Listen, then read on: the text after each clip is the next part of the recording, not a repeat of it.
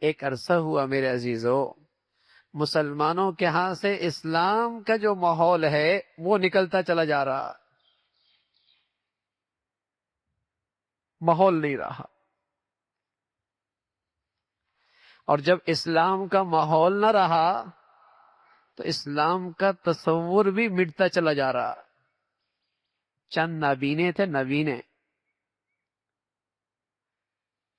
انہوں نے چاہا کہ ہم ہاتھی کا سراپا معلوم کریں، ہاتھی کا سراپا معلوم کریں۔ ایک نے ہاتھی کی طرف ہاتھ بڑھایا تو اس کی سونڈ پہ اس کا ہاتھ پڑا، دوسرے کا ہاتھ بڑا کان پہ پڑا، تیسرے کا اس کے ٹانگ پہ پڑا۔ کسی نے ان سے پوچھا ہاتھی کیسا ہے؟ تو پہلے والے نے کہا ہاتھی ربڑ کی طرح ہے۔ دوسرے سے پوچھا ہاتھی کیسا ہے؟ کہنے لگا پتے کی طرح ہے۔ تیسری سے پوچھا ہاتھی کیسا ہے؟ کہنے لگا ایک لمبی سی لاٹھی کی طرح لگتا ہے۔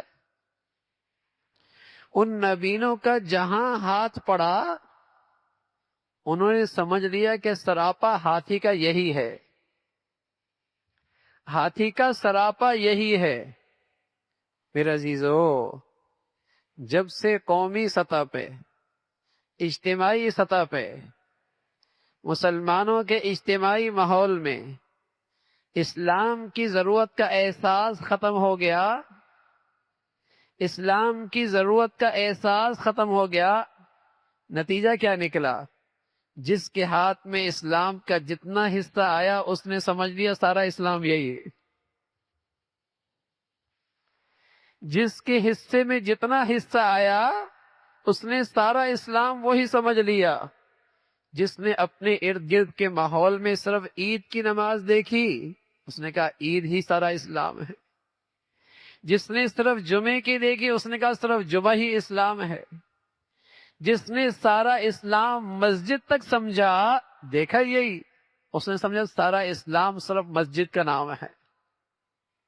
ارے میرے عزیزو، محمد الرسول اللہ صلی اللہ علیہ وسلم جو اسلام لے کے آئے ہیں وہ تو دستوری زندگی ہے، پوری زندگی کا ایک نظام ہے، پوری زندگی کا نظام ہے۔